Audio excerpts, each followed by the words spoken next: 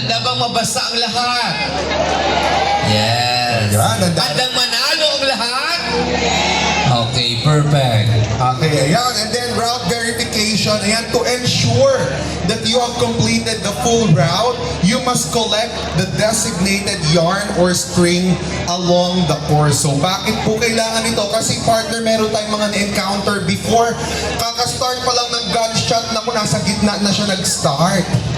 Patapos na siya agad. Ibig sabihin po, may mga kukunin po tayong Mga yarn. doon po sa mga station na Yes. madadaanan po ninyo. Okay? Alam mo partner, lalong-lalo na before, if I'm not mistaken, the Dinamulag Color Fun Run. Nako, mga group of senior citizens yon. Nag-start ang gunshot hanggang Kapitolyo sila. Naghihintay sila ng mga kasamahan doon. Bago pabalik na sila, nagulat kami, wow, pabalik na parang walang kapawis-pawis. Talaga, ayan.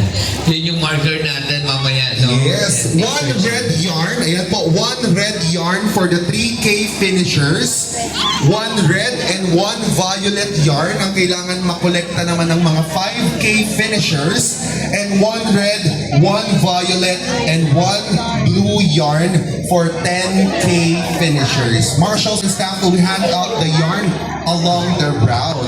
Aside from running, please stay alert and follow the posted signages as your guide. So, ibig sabihin, hindi lang ito talaga parang nag-enjoy na color fun run tayo. Meron May tayong mga tasking sila. may mga tasking sila. Kailangan makakolekta po kayo ng mga yarns na yun kasi lalo na sa ating mga podium aspirants, hindi magiging valid ang kanilang pagkapanalo if hindi nila nakolekta itong mga yarns na ito. Okay, next natin, partner. Okay, and then we have fun activities and giveaways. Ayan po, to make this run more enjoyable, expect simple treats. Ayan po, mamaya yan. Ayan, finish line is